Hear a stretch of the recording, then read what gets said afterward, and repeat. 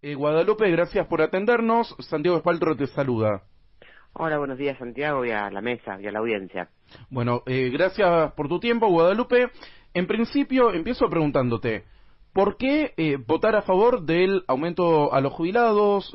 ¿Por qué votar a favor de distintos proyectos que tuvo el Senado, como el aumento del gasto por discapacidad, distribución también de otros impuestos que recauda el Estado?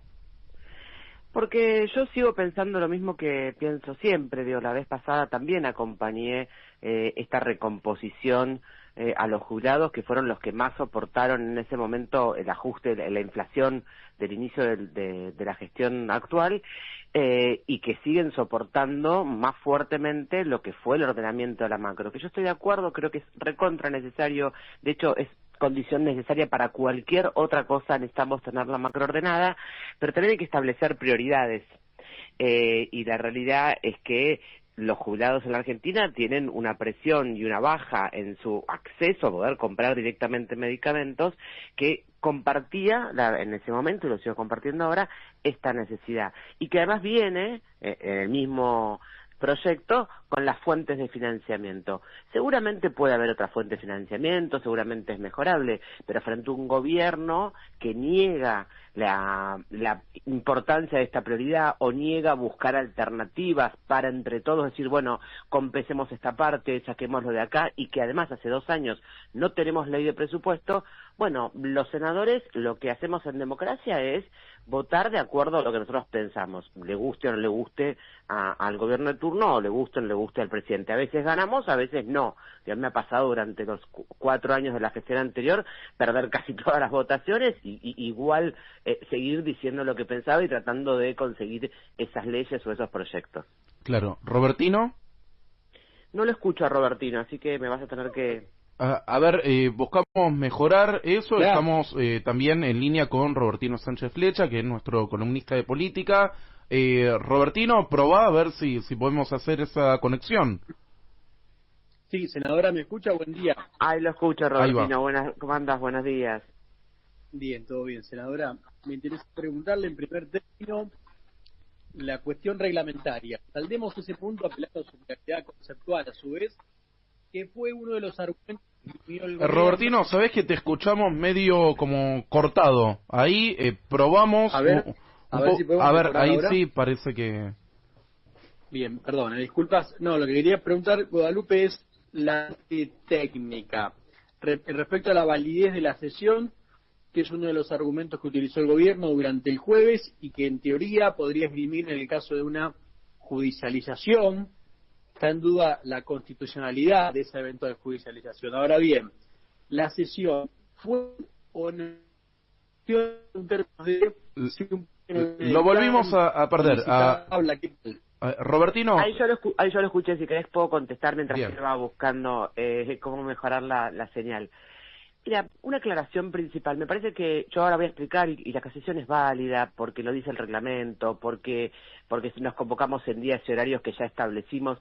Creo que todo esto va como empantanando y confundiendo a la gente, y es como una estrategia de confundir la situación o hacer sentir a la población que hay un intento de estabilizar, y no es real. Esto es sentido común.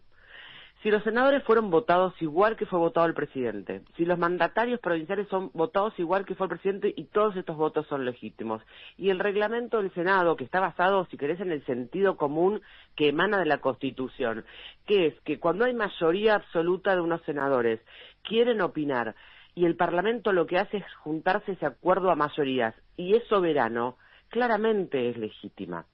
Esto es simple. Si vos tenías 42, si no me equivoco, senadores de 72, que se juntaron el día que está establecido que nos juntemos, y empezamos a debatir un proyecto de ley, que es lo que hacemos, obvio que es legítimo, y también son legítimos los dictámenes. Me parece que es toda una forma para como embarrar y que la gente se confunda. Esto es mayoría, así funciona la democracia, y el Senado es soberano por algo básico que todos sabemos, que es la división de poderes. El Poder Ejecutivo tiene unas competencias, el Poder Legislativo otras, y el Poder Judicial otras. Guadalupe, después de estas votaciones que implican un aumento del gasto para el Estado, que también tiene el proyecto de jubilaciones una fuente de financiamiento, pero en definitiva los cuatro proyectos votados implican más gasto para el Estado y el Congreso tiene la facultad de decidir en qué gasta el Estado. ¿Está en peligro el superávit fiscal, como dice el gobierno? Yo creo que no, por eso acompañé. De hecho, una aclaración importante, yo moratoria no acompañé, porque creo que sigue siendo un parche, no lo acompañé, y en esto que te decía antes de tener una coherencia y votar siempre lo que pienso, el gobierno anterior presentó una moratoria y tampoco la acompañé, y ahora tampoco la acompañé. El de discapacidad significa el 0,2% del PBI, claramente es una ley mejorable, pero tampoco encontramos ningún canal de conversación y de diálogo frente a esta necesidad planteada por las familias y las personas con discapacidad y los senadores que queríamos buscar una alternativa con el gobierno. El gobierno dijo nada. El que tiene un hijo con discapacidad es un problema privado. El Estado no tiene nada que hacer. Bueno, yo no creo en ese rol del Estado de esa manera, por eso es que acompaño. Y los que son de los gobernadores, estos proyectos de ATN, que tanto fueron discutidos siempre políticamente, o el de los biocombustibles, de los combustibles líquidos, de la nafta, que básicamente, es plata que ya el Estado tiene. Es decir, que no aumenta el gasto. Lo que hace es decirle al gobierno nacional, vos estás recaudando un impuesto que está en la nafta, en el combustible líquido, que está destinado a construir y a mejorar y mantener las rutas de la Argentina. Vos lo has dicho públicamente y tenés todo el derecho a hacerlo, porque por eso la gente te votó, de que no vas a hacer ninguna obra de rutas en la Argentina. Lo que decimos es que si seguís cobrando el impuesto, lo repartas como corresponde a los gobernadores que se van a hacer cargo de hacer las rutas. Pero no obstante eso, hay una parte de esa plata que se recauda, que pagan todos los argentinos, que sigue estando en las arcas del Estado. Es decir, no es una nueva erogación. Es lo que le están diciendo los gobernadores y los senadores, es la plata que se recauda en la Argentina no es de Balcarce 50, es de los argentinos para determinadas funciones. Y si no las vas a cumplir, entonces dásela a los mandatorios que fueron votados igual de legítimamente y constitucionalmente que el presidente para que mejoren las rutas de sus provincias. Robertino. A ver si ahora me pueden escuchar mejor. Se escuchaba perfecto, con atención. Y si me escuchan, aprovecho a continuar Ahí va, sí, con el diálogo para preguntarle a Guadalupe si a partir de ahora en el camino que sigue ese del veto por parte del presidente Milei, ustedes entienden que tienen las herramientas, es decir, los números para insistir con para que permanezcan todos los proyectos, no solo jubilaciones, porque se habló mucho de jubilaciones por la sensibilidad que tiene, pero fue 6-0 en términos de los proyectos que trataron. Todos salieron, y salvo moratoria, todos con 2/3. Sí, la verdad, yo te puedo decir lo que yo voy a votar, no, yo no estoy organizando la votación de absolutamente todos los senadores, y creo que además si el gobierno siempre tiene alternativas, si el gobierno encuentra una manera de dialogar y buscar dar respuesta a esta prioridad que para muchos de los argentinos son los jubilados en la situación que están y para nosotros son importantes, encontramos mecanismos para poder ponerlos dentro de las prioridades, probablemente haga un veto parcial, por ejemplo, modificando alguna fuente de financiamiento y pidiendo que agreguemos otra. Siempre hay alternativas. Ahora, si la respuesta es todo o nada, los jubilados o el proyecto de ustedes o los jubilados siguiendo cobrando 305.000 pesos, bueno, probablemente yo creo que sí encuentre respaldo esa ley, es decir, un rechazo al veto. Con moratoria siento que es un poco más complicado. En el Senado no salió por 39 votos, no salió por una mayoría de 2/3. Y hay que ver que hay diputados, porque además en el camino, y esto es importante, los proyectos que se llaman, ¿no?, comúnmente en la prensa lo de los gobernadores, estos que decíamos de la distribución más equitativa de los fondos nacionales a las provincias, tiene media sanción. Bueno, también ahí hay una herramienta de conversación con los gobernadores. Entonces, yo soy muy cautelosa siempre en la política porque 1 más 1 nunca es 2, hay muchas acciones en juego. Entonces, bueno, hay que ver qué es lo que sucede.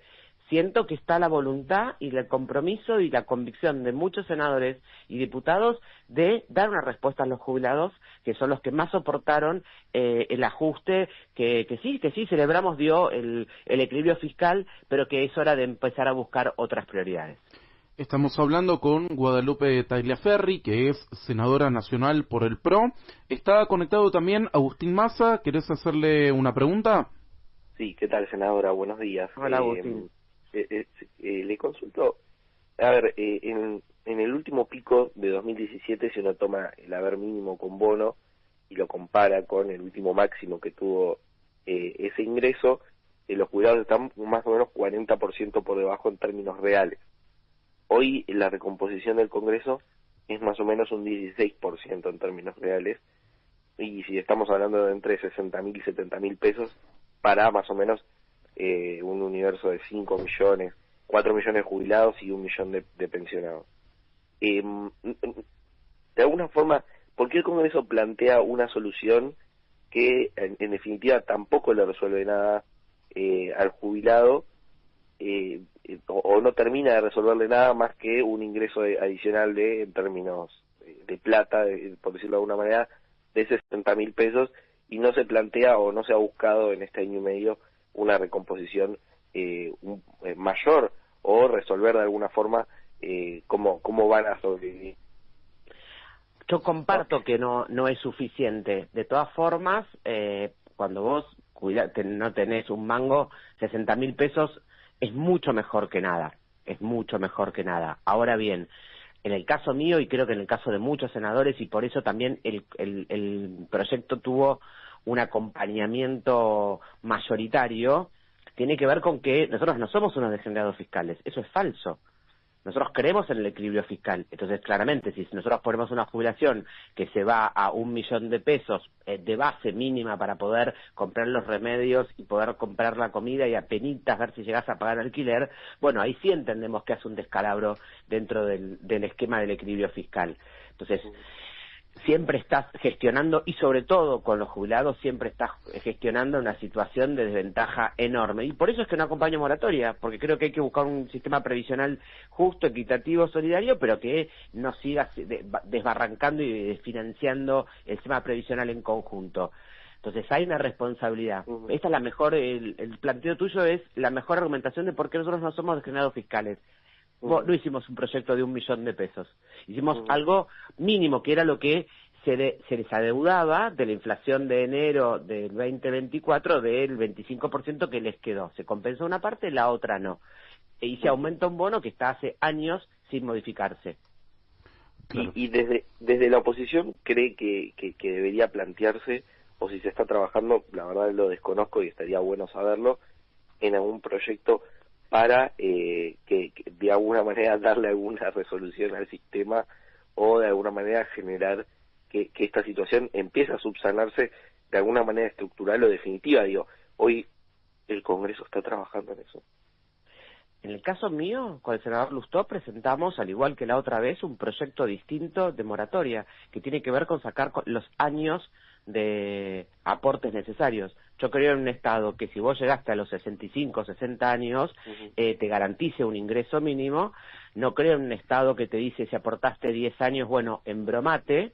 Claro. Ni creo en un Estado que todo aquel que no aportó nada ingrese al sistema previsional de la misma manera que aquel que aportó y que pueda comprar años de aportes a precio de remate. Entonces, el proyecto que está presentado, en el mismo momento que estaba el de moratoria que venía de diputados, planteaba esto, un ingreso mínimo a la vejez, que es la PUAN, que ahora al aumentar la jubilación también se aumenta, y después que cada año de aporte que hayas tenido dentro del sistema formal tenga un proporcional, y eso va engrosando tu jubilación de acuerdo a tu historia laboral.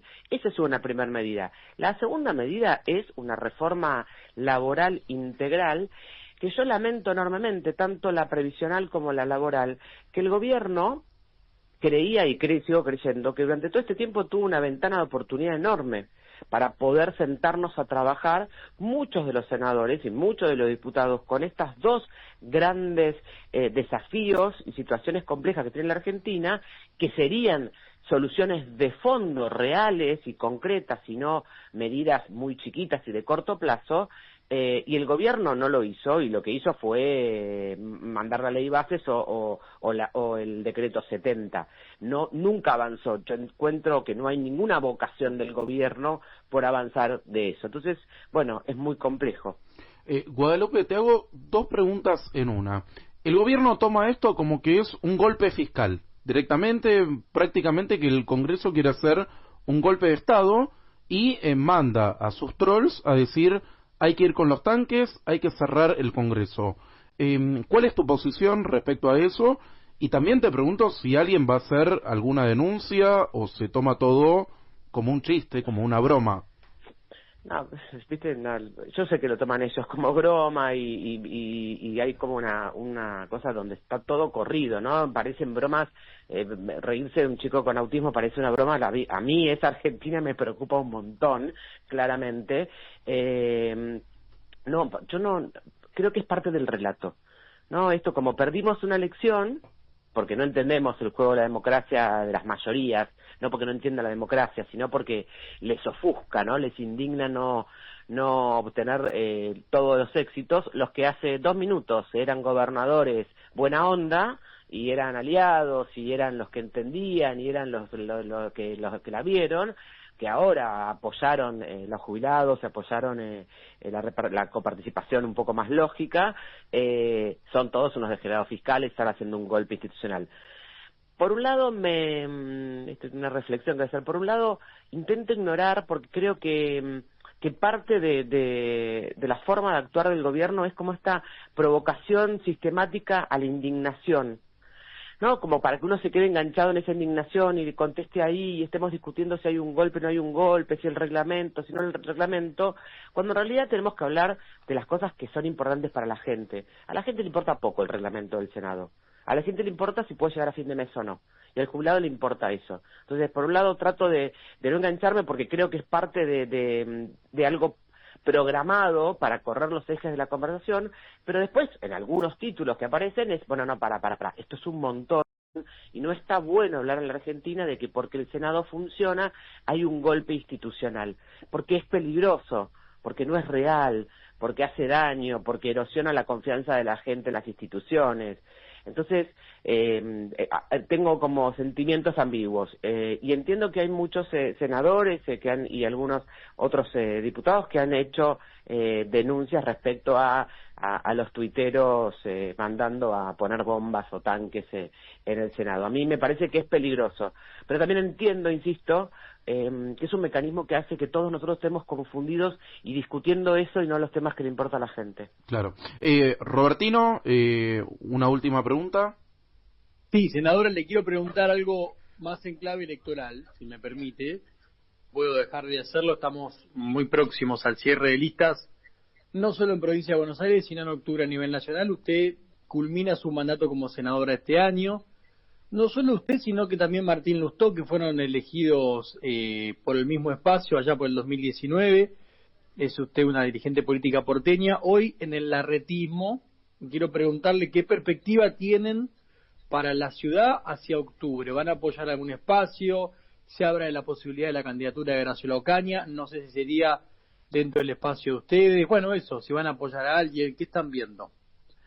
La verdad que nosotros por ahora estamos como, observando, no hemos, creemos que es pronto para tomar una definición. Nosotros le pedimos el voto a los porteños para ocuparnos de los problemas de los porteños y nos acompañaron llamativamente con un 8%, muy contentos, y tenemos un rol que nos empieza en diciembre, que tiene que ver con ser legisladores de la ciudad y desde ahí discutir los temas. Probablemente tengamos una definición más concreta en octubre, pero hoy nuestra obsesión, y a partir de diciembre, y por eso le pedimos el voto a la gente, fue la obsesión por la Ciudad de Buenos Aires y los problemas de los porteños. Entonces, por ahora preferimos no confundir para qué le pedimos el voto a la gente y mantenernos en esa línea.